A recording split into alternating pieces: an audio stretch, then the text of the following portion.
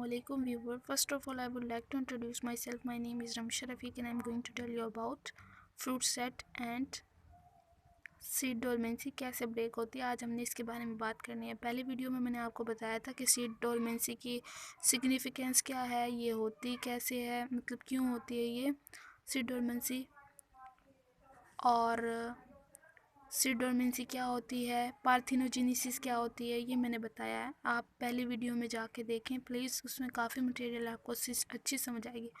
Parthenogenesis वैसे without fertilisation जो fruit की डेवलपमेंट हो जाती है उसको कहते हैं। हमने इन डिटेल मैंने उसको आपके लिए रिप्रेजेंट किया है। और सिग्निफिकेंट मैंने सीड डोरमेंसी की बताई है। और सीड डोरमेंसी होती क्या है कि अगर अनफेवरेबल कंडीशन है तो सीड ने ग्रोथ नहीं करनी, वो उसको ऐसे ही पास करेगा। उसकी सिग्निफिकेंट ये होता है कि अगर अनफेवरेबल कंडीशन जो है उस मतलब अगर किसी प्लांट ने विंटर में ग्रो होना था और वो विंटर में थोड़ी सी वार्म स्पेल हो गई है, मतलब सर्दी आ गई है थोड़ी सी, और तो जो गर्मी में उगने वाले प्लांट है तो वो उस तरह से तो ग्रो तो नहीं करते ना, क्योंकि वो तो टेम्परेरी होता है कि सर्दियों में तो गर्मी पड़ना शुरू हो जाए। वो तो आर्जी तौर पे है ना, टेम्पोरेरी। परमानेंटली तो सर्दी पड़ रही है ना, गर्मी अगर थोड़ी सी आ गई तो वो तो टेम्पोरेरी है ना। अगर ऐसे में वो टेम्पोरेरी ग्रो कर लेंगे टेम्पोरेरी फेवरेबल सिचुएशन में, तो वो सर्वाइव भी नहीं कर सकेंगे। तो ये मैंने सारा वहाँ बताया, आप देख सकते हैं पिछले वीडियो में सीड डोरमेंसी के बारे में, पार्थिनोजेनेसिस के बारे में। आज हमने डिस्कस करना है फ्रूट सेट और सीड डोरमेंसी कैसे ब्रेक होती है। पहले बात करते हैं फ्रूट सेटिंग की। फ्रूट सेट क्या है? रिटेंशन ऑफ ओवरी है। फ्रूट सेट का लफ्ज़ हमें इसकी डेफिनेशन है रिटेंशन ऑफ ओवरीज। ठीक है, fruit set retention of ovary, ovary की रिटेंशन।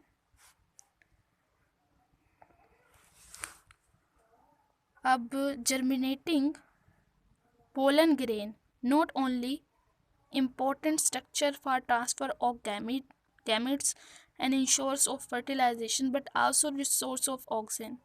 अब जिस पॉइंट पे अगर आप गौर करें तो ये क्या बता रहा है कि जो जर्मिनेटिंग पोलन ग्रेन है, जो पोलन ग्रेन जर्मिनेट हो रहे हैं, वो ना सिर्फ जर्मिनेटिंग पोलन ग्रेन ना सिर्फ गैमेट की ट्रांसफ़र के लिए एक स्ट्रक्चर है और फर्टिलाइजेशन के लिए की इंश्योरेंस है।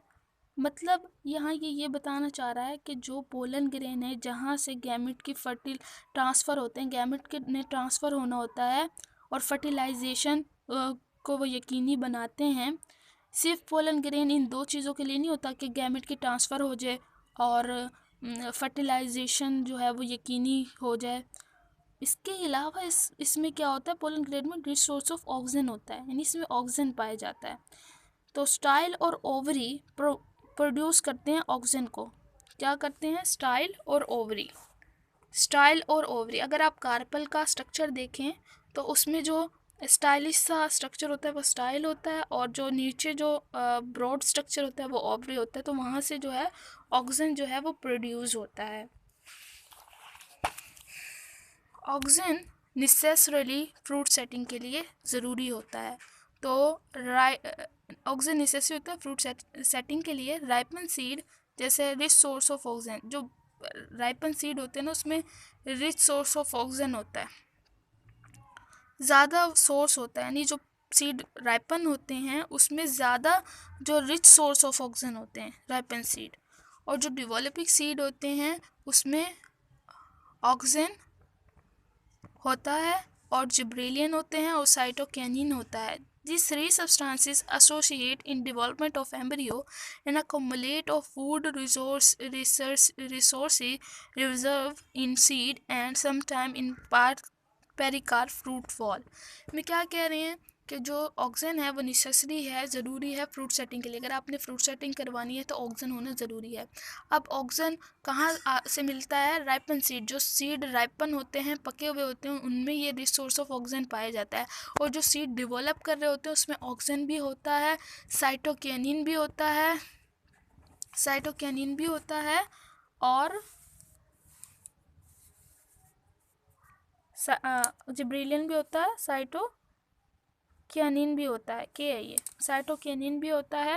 ये तीन सब्सटेंसेस होते हैं। ये 3 सब्सटेंसेस क्या करते हैं, जो एम्ब्रियो की जो डेवलपमेंट है उसको करवाएंगे, एम्ब्रियो को डेवलप करवाएंगे, और एम्ब्रियो के अंदर जो फूड जो स्टोरेज होनी थी वो भी करवाएंगे। यानी एम्ब्रियो की डेवलप करवाएंगे और एम्ब्रियो में जो एंडोस्पर्म होता है जहाँ पे फूड की स्टोरेज होती है वो भी करवाएंगे। फूड की एम्ब्रियो के अंदर की डेवलपमेंट करवाएंगे और फूड की स्टोरेज करवाएंगे सीड के अंदर। एंड समटाइम इन पेरिकार्प, मतलब एम्ब्रियो की डेवलप कर, मतलब राइपन सीड की जब बात है तो राइपन सीड ने क्या करना है, सिर्फ ऑक्सीजन देना है। और जो डेवलपिंग सीड हैं उसके अंदर 3 चीज़ें आएंगी, कौन कौन सी, जिब्रेलियन,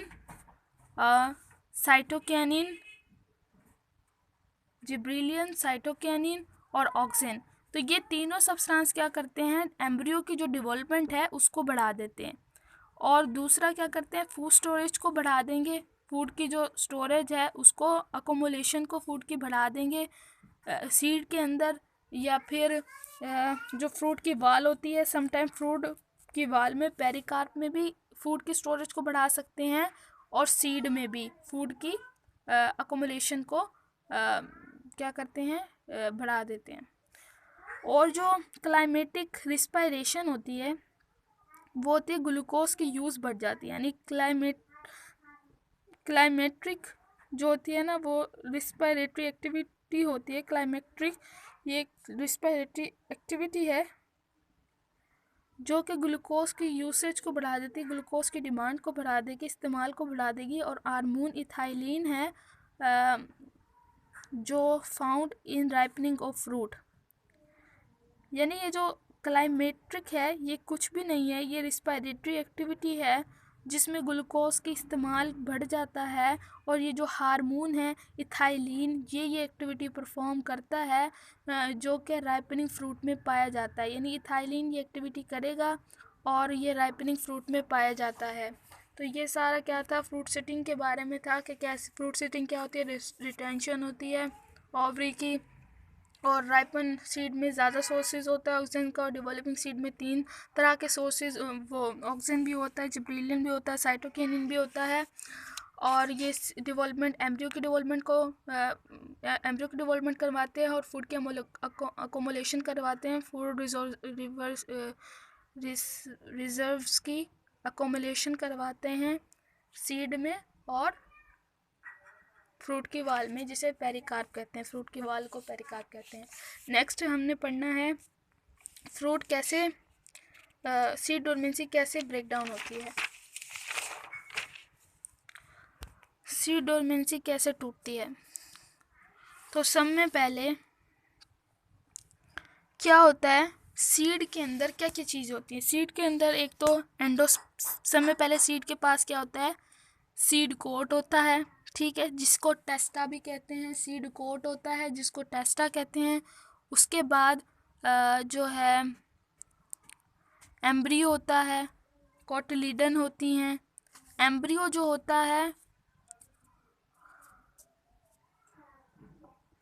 एम्ब्रियो, सीड के पास एम्ब्रियो होता है, लेकिन हमने इधर जब सीड डोरमेंसी में हम पढ़ते हैं, हम ये पढ़ते हैं कि समय पहले सीड कोट होता है, फिर उसमें कोटिलीडन होते हैं और एंडोस्पर्म होते हैं। जो एंडोस्पर्म की जो लेयर होती है ना, वो प्रोटीन की बनी हुई होती है, उसको एलिरोन लेयर कहते हैं।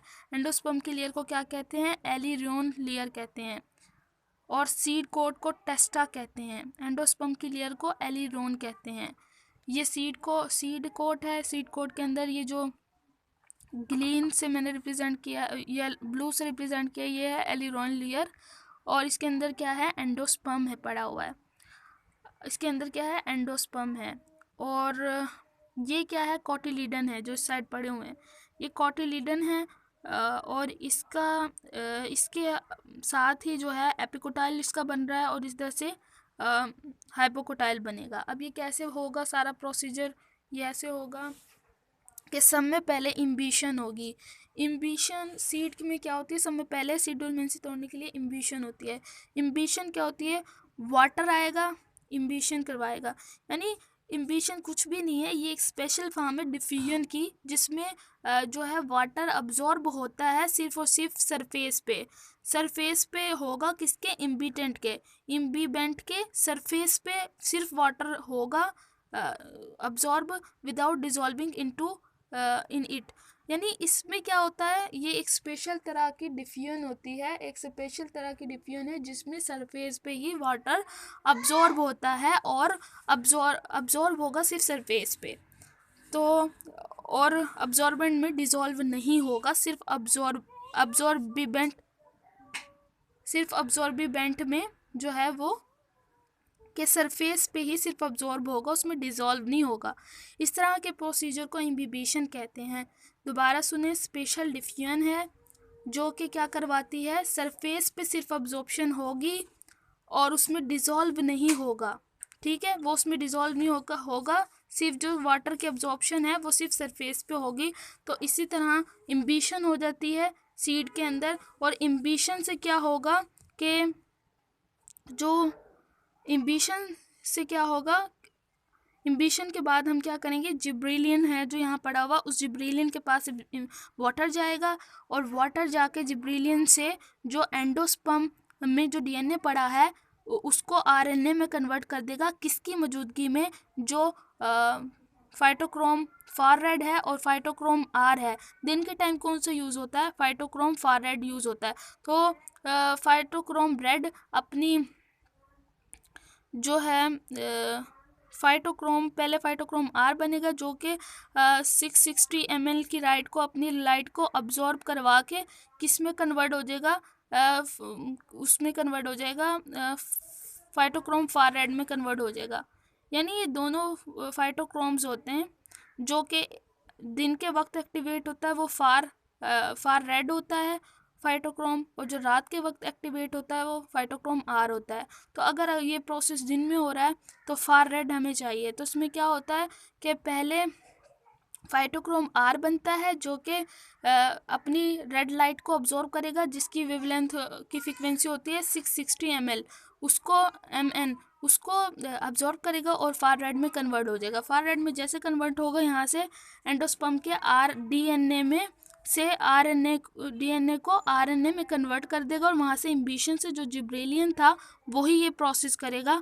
इन दोनों से क्या होगा कि डीएनए वो आरएनए में कन्वर्ट होगा और आरएनए से अमाइलेज बनेगा और अमाइलेज से जो है वो स्टार्च, और स्टार्च से फिर हमें शुगर मिल जाएगी। शुगर क्या है, ग्लूकोज है जो कि ग्रोथ के लिए चाहिए। ये ग्रोथ काजिंग जो ग्लूकोज है ये उसमें कोटिलीडन में आएगी और कोटिलीडन से फिर हाइपोकोटाइल निकलेंगे और एपिकोटाइल निकलेंगे इधर इस तरह से। और एपिकोटाइल से क्या निकलती है, प्लूम्यूल निकलती है। प्लूम्यूल से फिर फ्यूचर की शूट बनेगी और हाइपोकोटाइल से रेडिकल बनते हैं और रेडिकल से क्या बनेगी, फ्यूचर की रूट बनेगी। तो ये सारा प्रोसेस था जो सीड डोरमेंसी में होता है। दोबारा रिपीट करूँ तो इसमें क्या होता है कि सीड कोट होता है सीड के ऊपर और इसके अंदर कोटिलीडन होते हैं, एंडोस्पर्म होता है। एंडोस्पर्म में क्या होता है, एंडोस्पर्म की जो लेयर होती है वो प्रोटीन की बनी होती है, उसे एलिरॉइन लेयर कहते हैं। जब हमने सीड की जर्मिनेशन करवानी है तो हम इसमें इम्बिशन करवा देंगे। इम्बिशन क्या है, कुछ भी नहीं, एक स्पेशल टाइप की डिफ्यूजन है जिसमें सिर्फ सरफेस पे जो है इम्बिबेंट के जहाँ पे इम्बिशन हो रही है उसके सिर्फ सरफेस पे जो है वाटर अब्जॉर्ब होगा, उसमें डिज़ोल्व नहीं होगा। ठीक है, इम्बिबेंट क्या है, यानी अब्जॉर्बेंट जिसके ऊपर अब्जॉर्प्शन हो रही है, सिर्फ सरफेस पे अब्जॉर्प्शन होगी। ठीक है, अब्जॉर्बेंट के सरफेस पे ही सिर्फ क्या होगा, अब्जॉर्बेंट के सरफेस पे ही सिर्फ वाटर जो है वो अब्जॉर्ब होगा। इसके बाद ये इम्बिशन होगी इसमें, और इसमें जिब्रेलियन आ गया जो कि ब्रेक डाउन सीड की डोरमेंसी को तोड़ने के लिए होता है। ये हार्मोन है GA3, जिब्रेलियन हार्मोन है ये।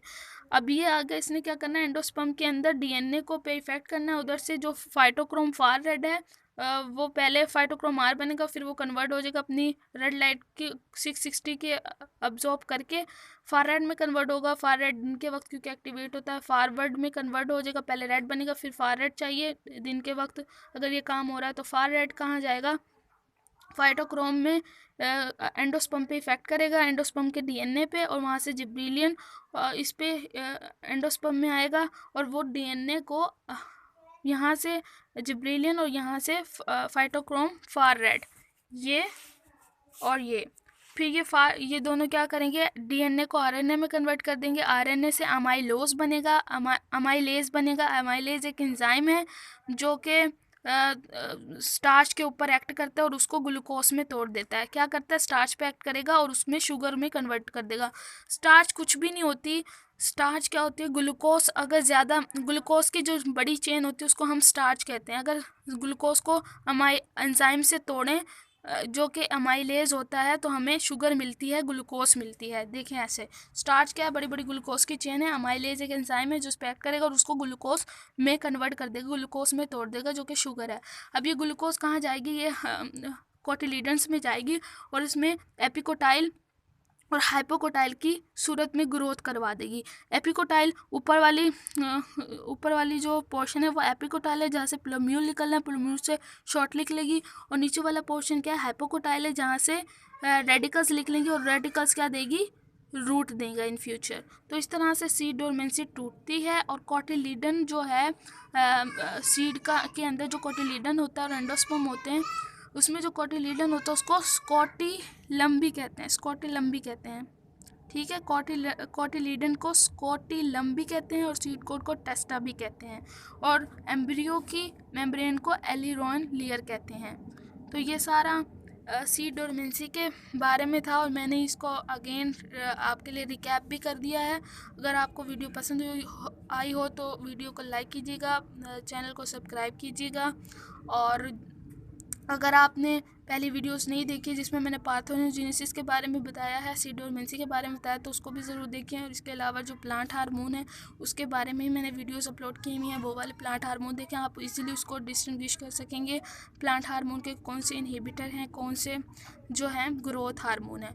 तो ग्रोथ हार्मोन में जिब्रेलिन भी आता है, तो आप वो ज़रूर देखें। टेक केयर, वीडियो को शेयर कीजिएगा।